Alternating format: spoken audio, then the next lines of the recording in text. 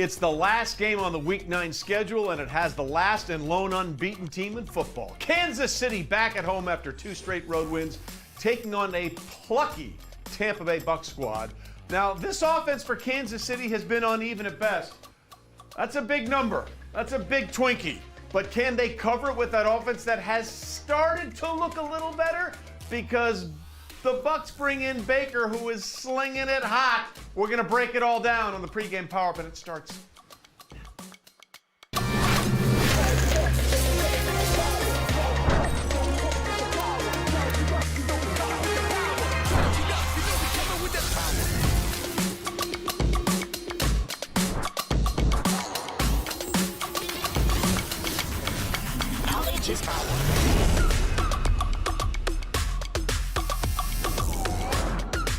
And with that, we welcome you into the pregame power-up on DraftKings Network, presented by Campbell's Chunky. It is soup that eats like a meal, and we've got a meal of a show for you. A veritable buffet of everything you need to know about football. Trey, Wingo here with Claudia Bellafato. Emerson Lazio will join us with a very interesting superstition Kansas City has got going this season. Plus, our big man, Marshall Newhouse, will join us to break down everything that's going on around the NFL. Claudia, we mentioned it off the top. Claudia Bellafato, ladies and gentlemen.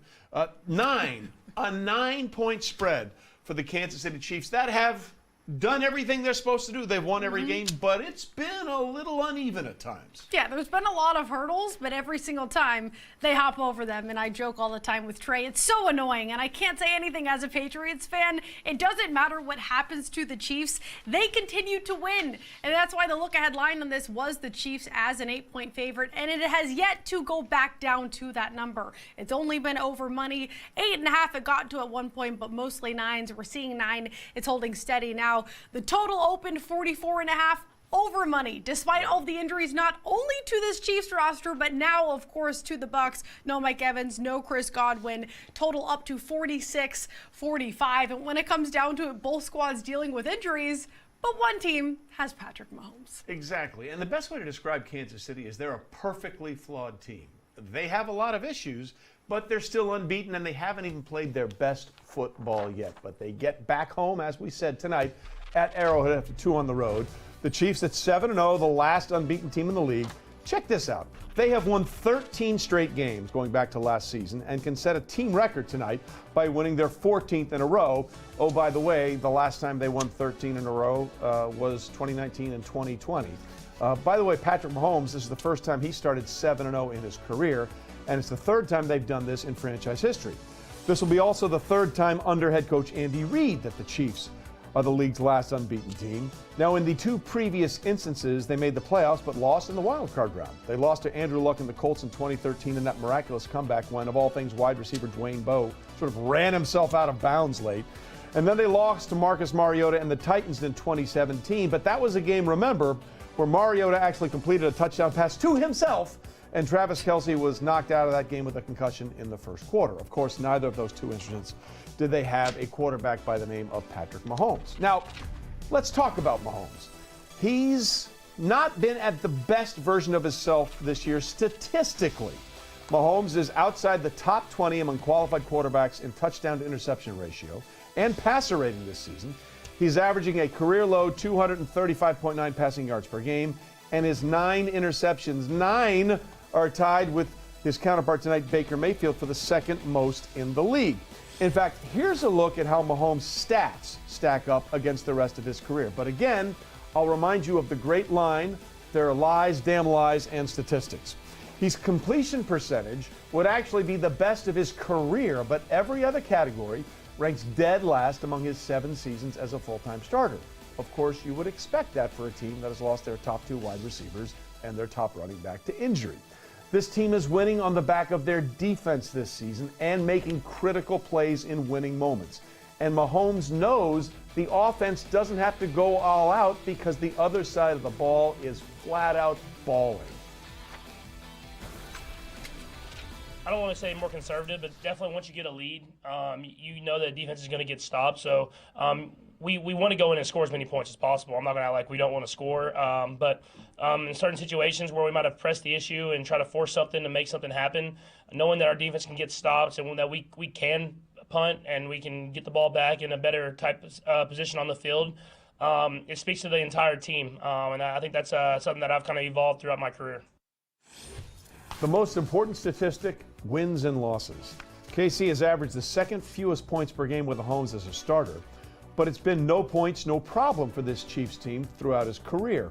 In the other two lowest scoring seasons, they went on to, wait for it, win the Super Bowl. And Claudia, it's been the complete opposite story for the guy on the other side tonight, Baker Mayfield. Yeah, Baker's been on fire. The only problem is his team's losing. What they are doing well, though, is hitting the over, so better surely loving that. Our first in trend is all about those totals hitting the over. Total domination. The Bucs have gone 6-2 to the over this season, including 5 straight. And propped up Baker is. He has been cashing his props left and right. 3 straight games, cashing the yards, the completions, attempts, and touchdowns. And Monday motivation for you, if you need a little bit more in terms of betting this over, Monday Night Football overs are 8-3 this season. Now earlier, Trey, I mentioned these 2 massive injuries to the Bucs, Godwin and Evans. Well, it hasn't really slowed Baker down. He's gone 3 straight games with over 300 yards passing. He leads the NFL in touchdown passes with 21, including 6 over the last 2 games without that duo. But the one thing that isn't coming, like I said, the wins, and Baker knows that's the only stat that matters for this team. We care about wins. You know, we've had success in the past game, but we're just trying to find ways to win. I think there's a lot of plays that probably some of those stats should be better, but the one stat that should be better is wins, and that's what I'm focused on. So here's what it really comes down to tonight. Can the Bucs offense put up points? Pretty simple on this Chiefs defense. Well, a little more complicated than that. Tampa's offense ranks top 5 in points per game, total yards per game, third down percentage, and red zone touchdown percentage. The issue is Kansas City's defense is top 5 in points per game allowed, total yards per game allowed, and yards per play allowed. So certainly a tough matchup. They're number 2 ranked in terms of rush defense, top 5 in pass DVOA. It's not going to be easy for the Bucs dealing with all these injuries. Yeah, and the one thing about the Chiefs defense, it has been so consistent. They haven't given up more than 25 points to an opponent in 16 straight games, including the playoffs. That's the longest active streak in the NFL. So what to make of how we're going to see this thing play out? For more on that, let's head out to Las Vegas and the DraftKings trade floor. We find our own Stormy Bonatoni. Stormy, we talked about it. This offense has sort of started to get going for Kansas City, 28, 27, 26, their last 3 games. But 9 is a big number for them to cover. What are we seeing in terms of how the money's coming in on that number itself? Well, it's interesting because public bettors actually don't think that they can cover the number, and the respected money that's coming in does. And I think it's funny because how often do I come on the show with you guys? It's like every single Monday I'm talking about how public loves the favorites. Well, this week the Bucs are actually a little bit of a trendy underdog here. You're seeing 57% of the bets that are coming in, so the majority on Tampa Bay in this spot, yet 61% of the money is on Kansas City, and that's why we've seen that number continue to creep up to the Chiefs laying 9 here. And give it up for the favorites. They've had a heck of a week, 13-1 straight up this week, 10-4 covering the spread. So we'll see if the Chiefs can get it done once again here in a big favorites role. Yeah, I mean, it's not the, craziest thing to want to put money on Patrick Mahomes because the sharps know when you don't do it, you usually lose money. Let's talk about the quarterback matchup. We just said Baker Mayfield having one of his best career starts. Patrick Mahomes, the opposite end of that. How are bettors attracting or approaching this prop market when it comes to the 2 QBs? Well, with both of the quarterbacks in the passing yards market, we are seeing money being taken on that over. Patrick Mahomes even went from 243.5 passing yards up to 250.5 passing yards. The passing touchdowns juice is what really intrigued me just from a market standpoint, because while we're seeing 95% of the handle and bets coming in on over 1.5 passing touchdowns for both of these quarterbacks, Mahomes, the juice is around -145, which is as to be expected when you hear those kinds of splits.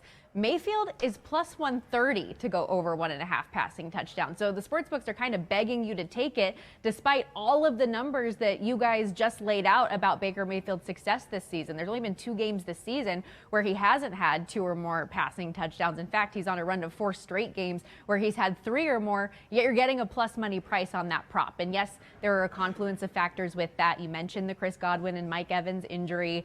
This is a defense that is obviously a step up in class from what they've seen in the past. But still, just from a number standpoint, I thought that was very interesting. These are also two quarterbacks that have given the football away a lot this season, two of the most intercepted QBs in the league.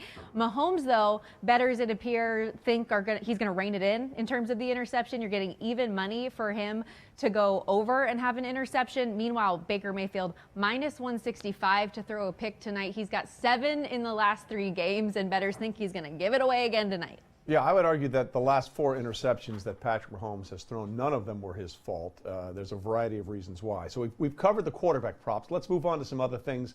We know the tight ends in this game should be featured. Running back should be heavily involved. That's the way Kansas City is beating teams right now. But this is a start number 2 and game number 2 for their newest acquisition last week before the game with the Raiders, and that's DeAndre Hopkins. He was kind of quiet, the wide receiver was. 3 targets, 2 catches, not a lot of yards. What are the props looking for tonight for DeAndre Hopkins, Stormy?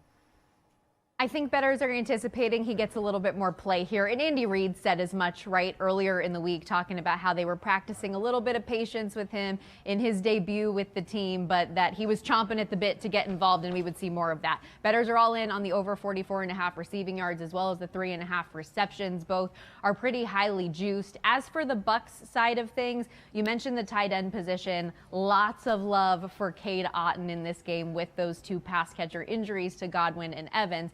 Cade Otton has 181 receiving yards the last 2 games compared to the 163 he had in the 6 combined going into those last 2. 10 targets each of the last 2 games as well. So as you look at the prop market for this game, of the top 5 most bet props for tonight, 3 of them are Cade Otton. It's over on the receptions as well as some alternate receiving numbers for him. And in the run game as well, Kareem Hunt, this is a player that I'm involved in the prop market tonight as well.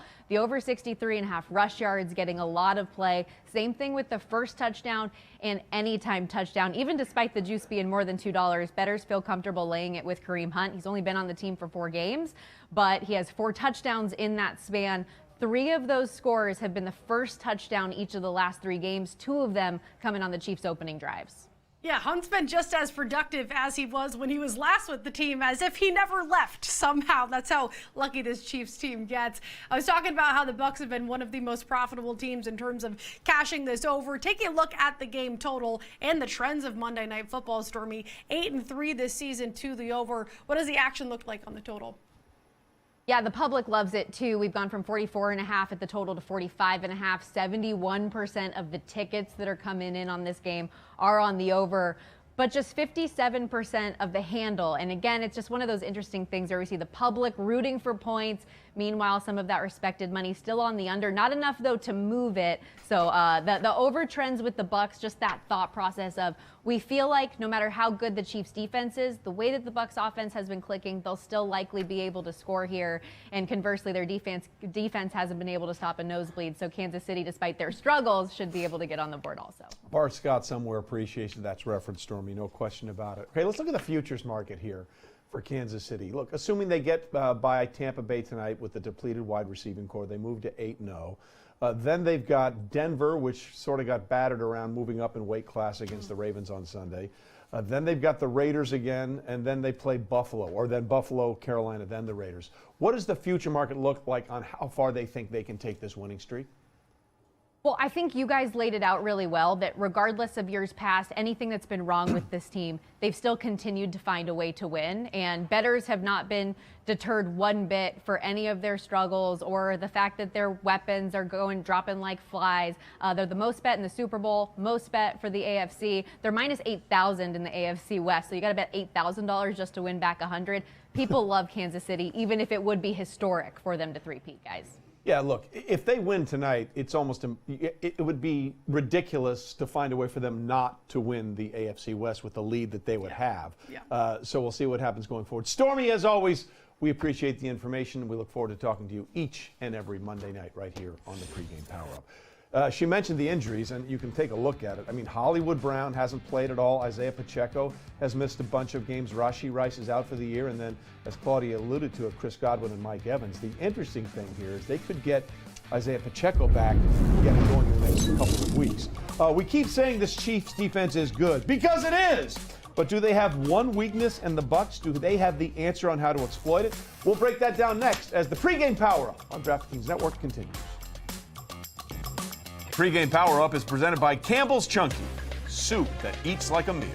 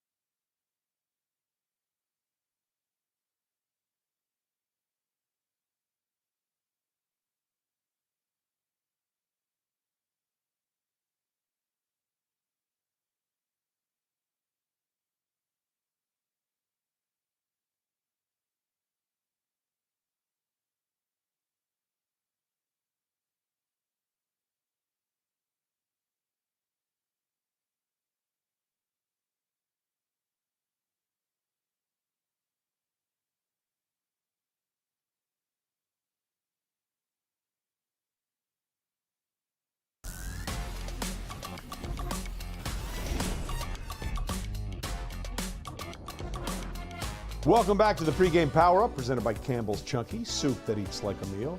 DeAndre Hopkins, as we said, made his Chiefs debut last week after coming over from Tennessee in the trade. 2 receptions, 3 targets for 29 yards. Now, DeAndre played in just 32% of the Chiefs' offensive snaps. As he gets more acclimated to his new team, they say they are ready to get him more involved in the offense beginning tonight. He's really handled things the right way, been very diligent on studying and asking questions and staying late, coming early, the whole deal there. So his role will continue to increase this week. I mean, we're comfortable with that, and I think he's comfortable with it. Whenever you're able to put him in there, obviously we're going to be able to hit some throws down the field, but I think hitting him kind of over that medium to long range is going to open up other guys down the field and take pressure off other guys as far as eyes and coverage. And so whenever you got, I mean, really 2 guys, when you talk about DeAndre and Trav, that are all kind of working in that medium type range in the football field, it opens up the deeper throws because teams have to account for that. Yeah, let's just say it's not a surprise that in the first game Hopkins played for the Chiefs, Kelsey had season highs in receptions, yards, and of course his first touchdown. Here's how much more the odds makers think Hopkins will be involved tonight. Receptions have stayed the same despite the Chiefs saying he'll be more involved. Hopkins went under that total, as we said, with just 2 catches last week. 5 more yards from last week to this week, and anytime TD odds went from plus 190 to plus 175. Of course, that wasn't the only pickup the Chiefs made prior to the trade deadline, which is tomorrow. Chiefs added more reinforcements for that pass rush, picking up Josh Uche from New England for just a 6th-round pick. Uche has had a decent season so far, 12 pressures and 2 sacks, but he's had really good success in previous years, and he joins a Chiefs defense that's middle of the pack, Claudia, when it comes to pressuring the quarterback. Yeah, so the Chiefs are only getting better, and the Bucs are doing some things consistently like this, which is interesting. Okay, Baker Mayfield, if you look at what they did against the Falcons, threw the ball, first of all, without his top 2 receivers, which is impressive. I guess game script having something to do with that. Completed 37 of 50. But what this chart is going to show you is just how many of those were within 10 yards. Right now, he leads the NFL of all quarterbacks in yards and touchdowns of 10 or less yards. Now, if you're thinking what this matchup is going to be, it actually favors Baker Mayfield and the Bucs because the Chiefs rank bottom 5 against such passes. Here's how the Bucs have been getting it done, okay? Tampa targets their running backs a lot, like the 3rd highest rate in the league. According to Next Gen Stats, Bucs backs have top 5 ranks in receptions and receiving yards over expected and over expected. Well, that's what the script says, so clearly over expected. They also rank the 4th overall in yards per target at 8.2. And how about K-Dotton? The Tampa tight end has exploded over the last 2 weeks with Evans and Godwin out of commission. He's caught 15 of 17 targets under 10 air yards for 130 yards and 2 touchdowns, generating a positive +3 to 34 in yards over expected the last 2 weeks. That is the most among tight ends. And guess what's another good matchup in favor of the Bucs? That would be K-Dotton against the Chiefs. The Chiefs right now, one of the worst at defending the tight end position. They have allowed a league high 7 catches a game, almost 81 receiving yards a game, 3 games of over 90 receiving yards. 3 tight ends have hit that: Isaiah Likely, George Kittle, and Mike Gesicki. And the Chiefs have allowed 6 or more receptions 5 times and in 3 straight games, so certainly a good matchup. If you're wondering, K-Dotton's props tonight, Trey, 4.5 catches, juice to the over, -200. I don't suggest that. And 53.5 receiving, also juiced to the over. No surprise there. Yeah, Claudia, ought to go over his receiving yards total is one of the most one-sided props tonight. 98% of the bets and 97% of the handle are on tight ends, or this tight end to eclipse 53.5 yards. Bettors are also liking the over in this game, which I find somewhat interesting, because going on with the spread threw more bets on the Bucs to cover, but more money on the Chiefs. So for more on the action the book is taking tonight, here's our anonymous DraftKings informant. You know him as Captain Book. Well, well, well, look who it is. Baker and his leftover boys in a primetime food fight with the Barbecue Kings. From moneyline madness to alt spread heaven, big bettors and parlay players alike are all in on the Chiefs tonight. Still unbeaten and with weapons new and old in tow, it's no mystery why bettors from all corners of the country can't get enough of Kelsey and Kermit. But if KC's the sharp side, why's the book throwing out cookies? After hanging an opening 7.5 last Sunday, chalk lovers jumped all over the champs. So to 8 and then 9 we went, but we're down 8.5 and banking on the old Boomer Sooner to put the kibosh on KC's quest for perfection. Tampa totes the rock to the tune of over 5.5 yards a clip, but don't be surprised if the Bucs make it into the back door by way of some late Mayfield arm muscle magic, just before the captain calls it a night. Baker, Baker, parlay breaker. Let's go, baby! No one enjoys their role more on this show than Captain Book. No. I think that's pretty clear. He definitely does. Interesting thing about the tight ends, by the way, since Rashee Rice went down in that game against the Chargers, Travis Kelce is averaging 66 yards per game. Now, you extrapolate that over a 17-game season, that's over 1,100 yards. So essentially, after that slow start where they were trying to find a way to work him in, when he's had to step up, he has, and he's doing it and getting more and more productive each and every week. Yeah, it's almost been the opposite case. You add D-Hop into the equation, it stretches the defense, and it helps Travis Kelce. It's the opposite case for K-Dot. No more Mike Evans, Chris Godwin, who are accounting for 46% of Baker's completions. Now it's the K-Dot show. Absolutely. So for more on this game and everything else related to football, let's bring in the big man who was in the trenches for 11 seasons. Former TCU alum and played for a lot of good teams in the NFL, Marshall Newhouse. Marshall, first of all, we're not even going to get to Baylor homecoming, where Baylor took care of TCU over the weekend. Oh, I'm sorry, that just slipped out. I don't know how that happened. What you're talking about. Yeah, I don't know who you're talking about. 37-34. But I digress, Marshall. I digress. Let's talk about this Chiefs defense. They have been rock solid against the run. I think they're the one team that didn't let Derrick Henry run all over them. I think he had 46 yards in that game. They've held almost everybody to about 50 yards. Now, with the way this Bucs team is set up offensively because of the injuries, are they going to have to get some of that running game going against this Chiefs defense? Yeah, I think it's a must.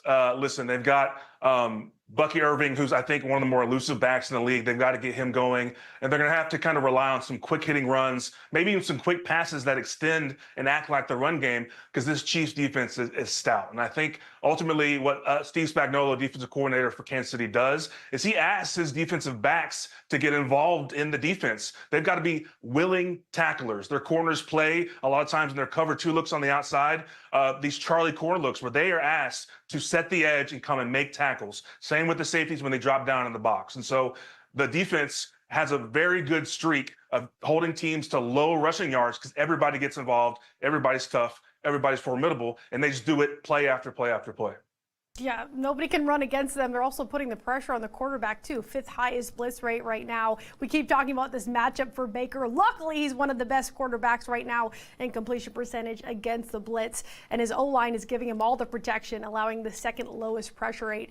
I want to flip this over to the Chiefs offense and talk about Travis Kelce, who me and Trey just discussed. Right. The game has opened up for him. We're finally, can we call it a comeback? I don't know if we want to call it that. Or breaking out. 10 catches, though, 90 yards and a touchdown against the Raiders. More of a Kelce that we're familiar with. How much do you think that was the scheme, the matchup, or maybe was it more just D-Hop being in the mix?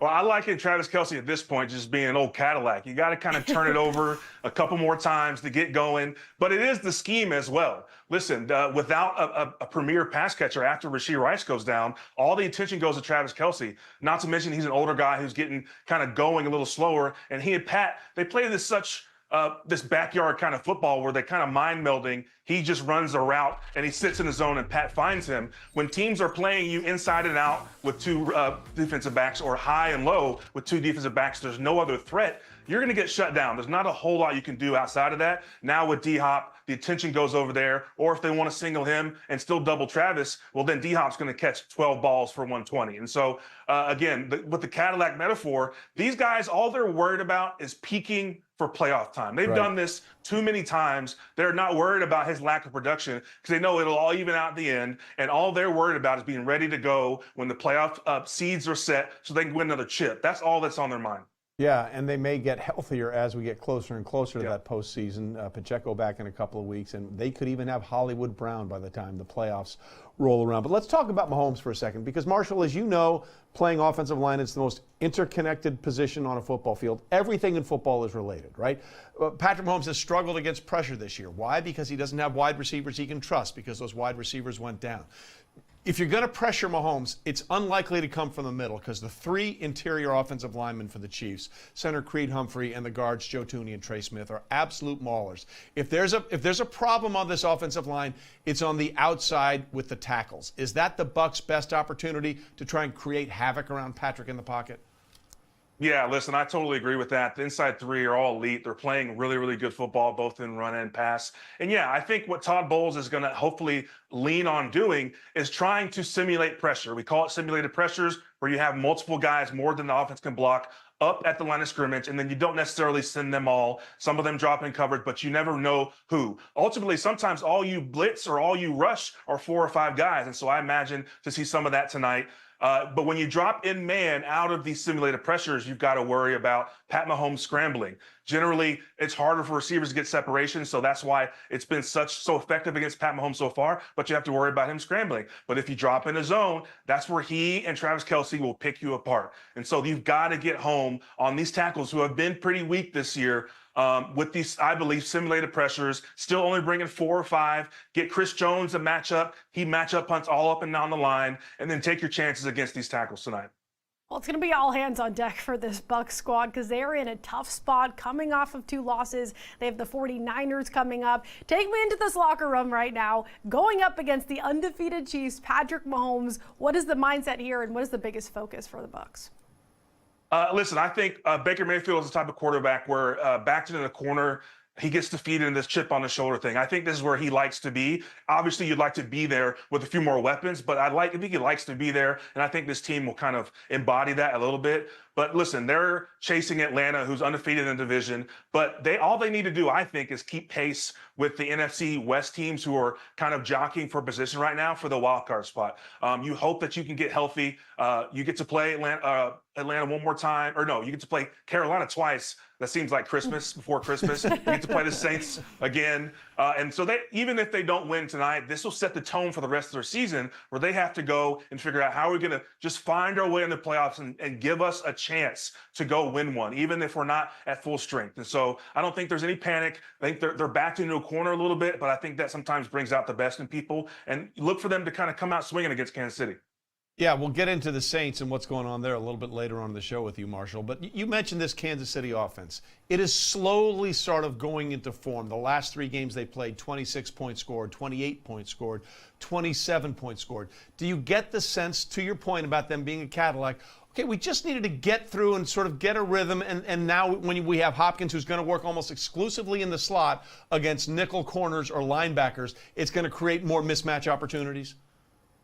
Listen, I see it as in a macro sense, as every year they're just thrown another puzzle, another Rubik's Cube, another puzzle to put together, whether it's teams who were playing cover 2 against Pat, making him dink and dunk all those years, or when he lost Tyreek, how are you going to find new weapons? Every year, he and Andy Reid are like, all right, this is a new thing. How are we going to figure it out? And sometimes it takes a little longer, sometimes it doesn't. But what we've seen is they take their time and then they make a playoff run, and they're either in the Super Bowl winning or in the Super Bowl losing. So I think this is another year, a different puzzle that they're figuring out. And again, they are undefeated. They're doing all these things. Pat's having a down, quote unquote down year. Travis Kelce's having a down year. They've got all these injuries and they're undefeated. It's just they're turning themselves into Patriots a little bit, but they're doing it in their own kind of specific Andy Reid kind of way.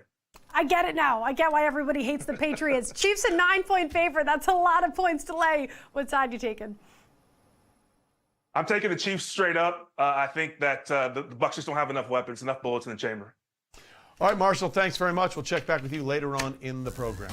Up next, how one man's fashion choice is single-handedly keeping the Chiefs undefeated. What? Emerson Latia has the report on how Creed is taking this team higher. That's next. What? Pregame PowerUp is presented by Campbell's Chunky, soup that eats like a meal.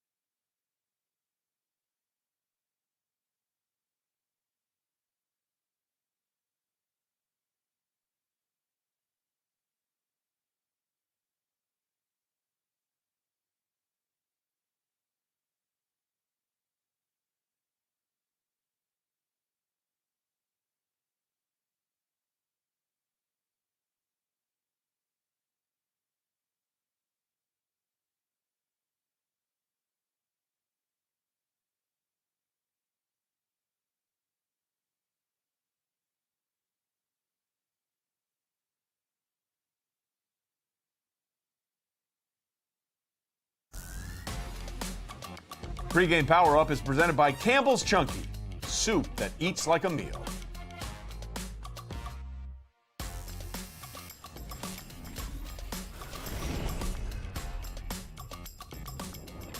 You know, whenever you win the way we have, you're going to get everybody's best shot. You know, so we've been prepared for that. We know every game's going to be a dogfight, and we've kind of embraced it. And just for us, it's been taking it week by week and focusing on the opponent, focusing on the schemes and everything they do.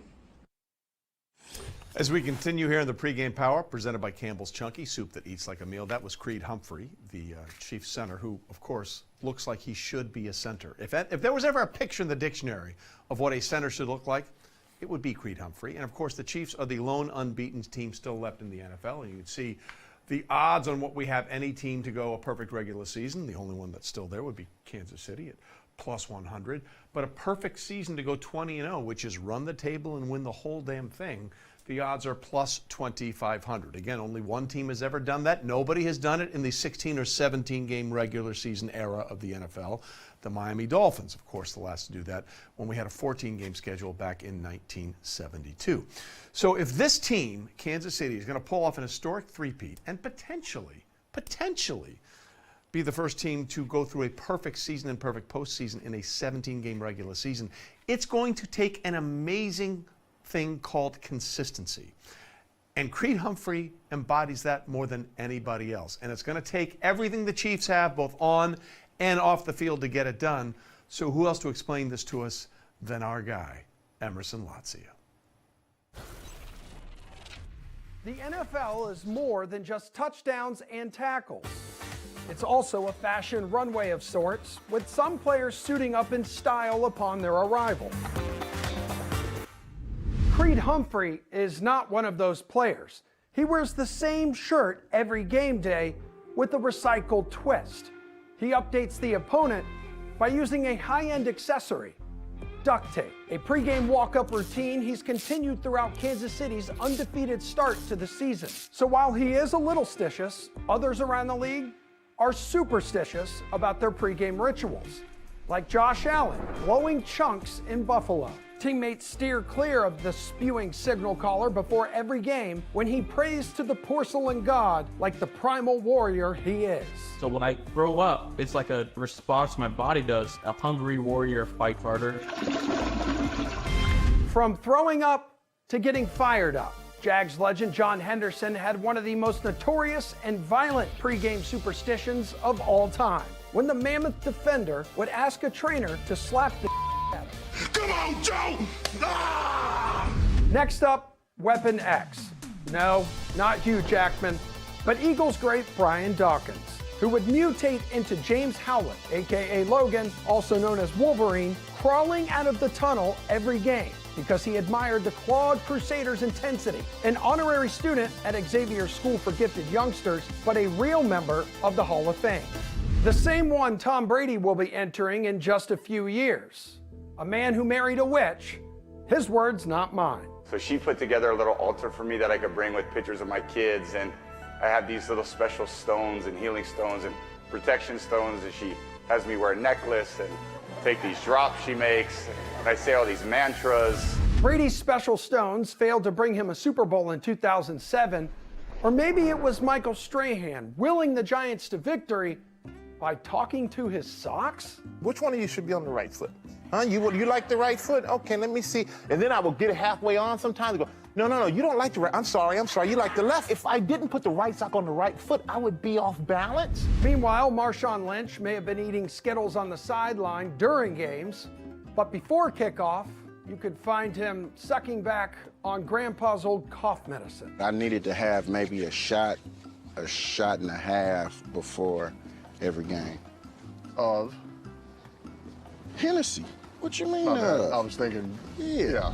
Now, to bring our list of NFL superstitions full circle, we arrive at a man whose pregame ritual is near and dear to my heart, Patrick Mahomes, whose secret to success may just be the same pair of red underwear that he's worn to every stinking game of his NFL career. And if the team is on a hot streak, he does not wash them. So with the Chiefs aiming for their 8th straight win to open the season tonight, they once again find themselves in uncharted territory. That was very good. That was good. Some of these superstitions are ridiculous. Hold on. Oh, Emerson. God. Standing O. Standing O for that one. That was very, very nice. And the thing is about superstitions, it's like the old line from Bull Durham, a movie you probably haven't seen. No.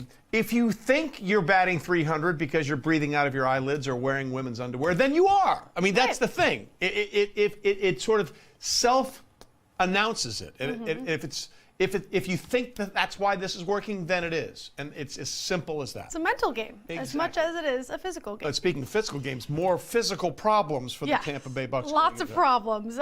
So we knew Jalen McMillan and Sterling Shepard were questionable for the Bucs heading into this game. We now know Jeremy Fowler just tweeted that Jalen McMillan is out. So there goes your next guy up, right? Oof. So we are talking Trey Palmer, Ryan Miller, and Marquez Callaway or Sterling Shepard as your top 3 guys in the receiving game. Now, luckily they have Cade Otton, which we talked about at tight end, and Rashad White and Bucky Irving. Bucky Irving also questionable, but those 2 backs have been a big part of this passing game. So another tough thing of news for the Bucs, and we'll see what happens to them. Yeah. We'll see if 9 points is enough. It may not be enough. Speaking of teams who need a lot of points to cover, the Saints. They've been struggling, and as a result, Trey, see ya. They fired their head coach. Correct. Week 9 almost in the books. Saints head coach Dennis Allen did not make it to Week 10. No, New Orleans fired their head coach after the team's 7 straight loss at the hands of the Panthers on Sunday. Special teams coordinator Darren Rizzi will take over. It's the first midseason firing for the Saints since 1985. Dennis Allen, who replaced Sean Payton as the coach in 2022, went 18-25 calling plays for them. If you look at the division odds, that loss to the Panthers coupled with the Falcons win over the Cowboys really sealed this division. The Falcons a massive favorite. It's why this game tonight for the Bucs is so important if they want to have a shot at the NFC South, but according to the numbers, that doesn't look like it's really a possibility. Well, look, they started 2-0. And they had a 40-burger in each of those 2 games. There were all these stats like, hey, the last 2 times teams started with 2-0 and had 40 points in each game. They went on to win the Super Bowl, and then 7 straight losses. 47-10 to the Panthers. Okay, 44-19 against the Cowboys, which I think we can all admit now is not as impressive. Yeah, we didn't know the Cowboys were going to be this bad at this point last season. So let's get into this. Before let's go back to our resident big man, Marshall Newhouse. Marshall, just as a player, okay, take me through. Like I remember when my son lost a Pee-wee football season, they went 0-6, and it was miserable.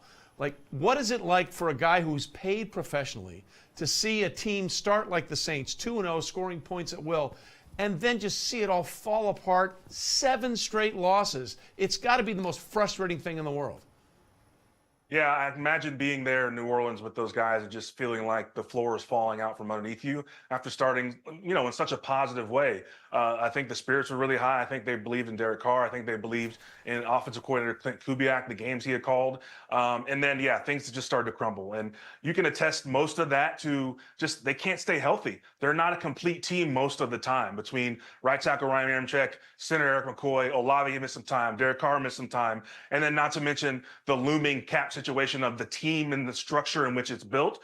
This just felt like a glass house. This felt like a house of cards, if you will. And it just, losing 7 in a row, you had to fire him. Even if you wait till the season, his job was done. And then ultimately, I said this earlier in the year, he's a defensive coach. The defense has not been playing well. And so those 2 things just don't coincide. It's got to be really tough in that locker room for a team that started out so hot. Yeah, however you want to put it, falling apart at the seams, dominoes falling. They've just been awful. Marshall, the boat you mentioned last week, just sinking lots of holes. So drama, of course, firing their head coach. But there was drama before this game even started, before this past week. Chris Olave left the game with a concussion after attempting to catch a pass from Derek Carr. So Michael Thomas, currently a free agent, former receiver for the Saints, decided to take to social media and get very critical of Derek Carr, saying, among other things, dude's scary and panic. Just throw the ball. Get him the bleep out of here. He is so bleep. Talking about the derriere. Carr was asked about it after the game and had this to say. I have love for Mike, and when he does that, I don't really care for it, obviously. I've had so many teammates over the years, and he's like the one dude that didn't get along with me, you know. And I don't know what I did to him. I don't know why he feels that way. I'm sorry, you know, for whatever he's dealing with to make him feel like he's got to do that. I don't know. Now, Michael Thomas played his whole career with the Saints. Like I said, currently a free agent. Played just 1 year with Derek Carr. Why is Derek Carr catching so much heat from him right now? Yeah, I have no idea. It feels like Michael Thomas has had issues with the Saints organization for a number of reasons for a long time. Both, you know, self-inflicted and then maybe some things behind the scenes that we're not privy to. But I think Derek Carr is right. I mean, I played with him in Oakland in 2017, and the things that you can't call him are just a bad guy or a bad teammate. You can say whatever else you want to say about him objectively on the field or whatever, but him not being a good dude is not one of those things. And so this feels very personal for some reason for Michael Thomas. I imagine he's not feeling great about how his career seemingly has gone and maybe has ended with injuries and then the lack of production and the way that the Saints have been running the organization. But his direct shots at Derek Carr feel a little weird and maybe a little misguided. Well, yeah, and then there was Jordan Addison's dad tweeting about Sam Darnold's interception. Dads, don't do that. Don't ever do that. Please don't. Do not go there ever. Okay, so that's just drama nobody wants. Speaking of drama, let's talk about the Dallas Cowboys. They fall again. Dak's going to be out for maybe 3-4 weeks. They're thinking about putting him on IR with a hamstring. Listen, Jerry Jones has only fired a coach once during the season, and that was when they got rid of Wade Phillips. I think they were 0-8 or 1-7 at that point. Is Mike McCarthy going to survive this, whether it's at the end of the season or sometime during the season? Because their next 3 games are brutal.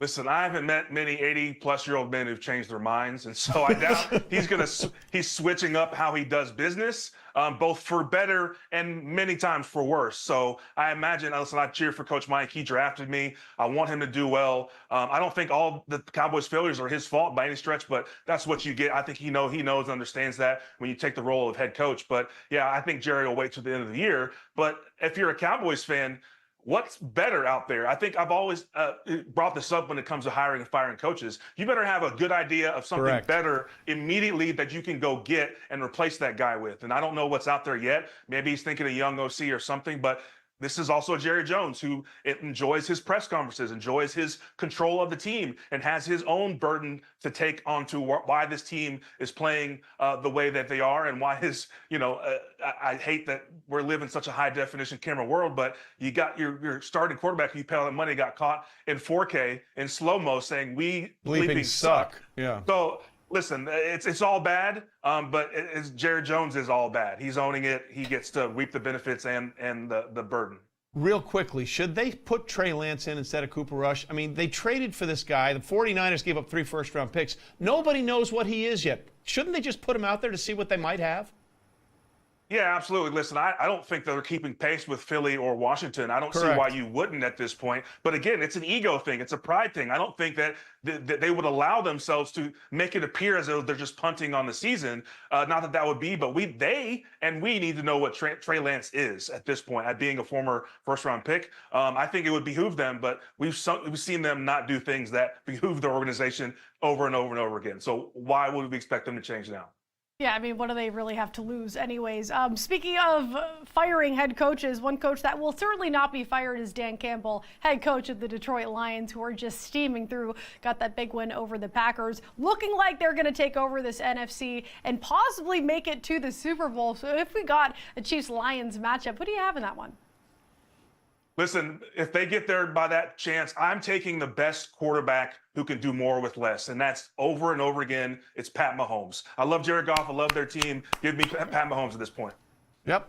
Listen, the house is the Chiefs. And what do you say? Never bet against the house. And that's exactly what happened when the Super Bowl was in Vegas last year, as they're going for the first potentially historic three-peat in the Super Bowl era in the NFL. Marshall, as always, we appreciate it. By the way, 37-34, the score in Waco. Man. You're better than that. No, sadly I'm not. That's the problem, Marshall. Sadly I'm not. Coming up next is everything we couldn't fit into this 1-hour show that you need to know about tonight's matchup. We'll wrap it up with the data dump.